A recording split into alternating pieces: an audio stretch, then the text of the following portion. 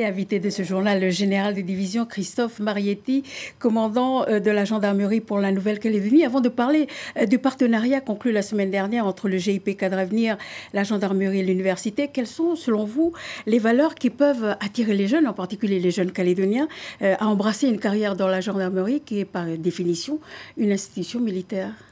Oui, bonsoir. Donc, les jeunes d'aujourd'hui veulent un métier qui a du sens. Ils veulent être utiles pour la société, voire ils veulent vivre une passion. Et c'est ce qu'offre la gendarmerie.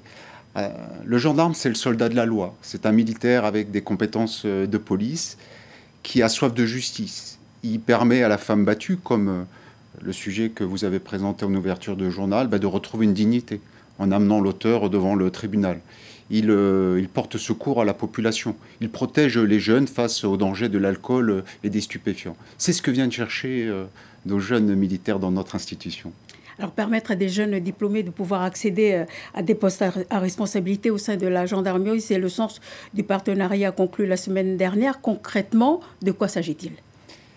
En arrivant en Calédonie, j'ai pu constater que nous avions très peu d'officiers au sein du Comgend de Nouvelle-Calédonie, issus du territoire. C'était un constat. Et le dernier officier est parti à la retraite au mois de juin de cette année.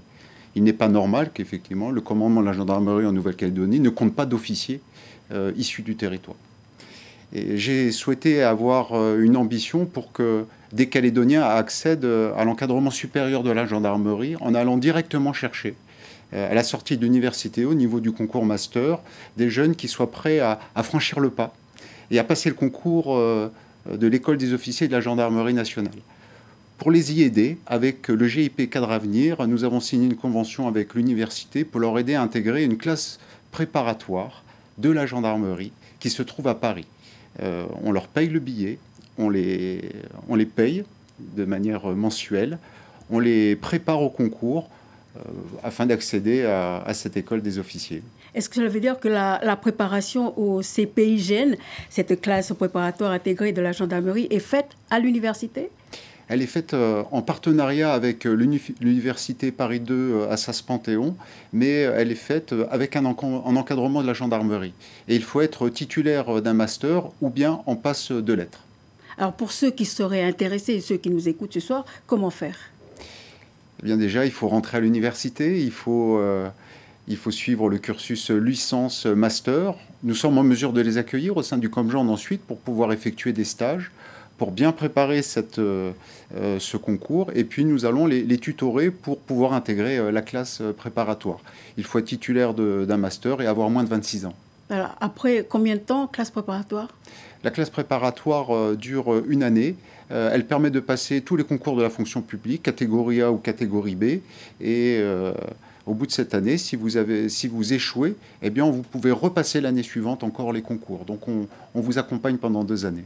Et après, ils peuvent prétendre à aller à l'école des officiers ? Lorsqu'ils réussissent le concours, on en a, à la dernière promotion, nous avons 8 issus de la classe préparatoire qui ont réussi le concours d'élèves officiers. Eh bien, ils suivent un cursus de 2 années qui les prépare au premier métier d'officier de gendarmerie. Alors, on sait dans la justice, on voit des jeunes Calédoniens accéder à des postes à responsabilité, des postes comme par exemple en tant qu'avocat. Quelles sont les raisons qui font qu'à la gendarmerie, on a un peu tardé ? Je pense que le Calédonien, d'abord, ne se projette pas dans la fonction publique d'État. Il a cette crainte de quitter le territoire et de tenir des fonctions en métropole. Alors c'est regrettable pour la Calédonie de ne pas avoir des cadres supérieurs calédoniens, mais c'est aussi regrettable pour la France et la fonction publique. Il n'y a pas des cadres supérieurs qui portent le concours, le discours de l'Océanie en métropole. Moi, j'ai croisé des Antillais, j'ai croisé des Réunionnais en métropole. Je n'ai pas croisé de Calédoniens dans des hautes fonctions et je le regrette. Bientôt des Calédoniens. Je l'espère. Général, merci d'avoir accepté notre invitation. C'est moi, merci.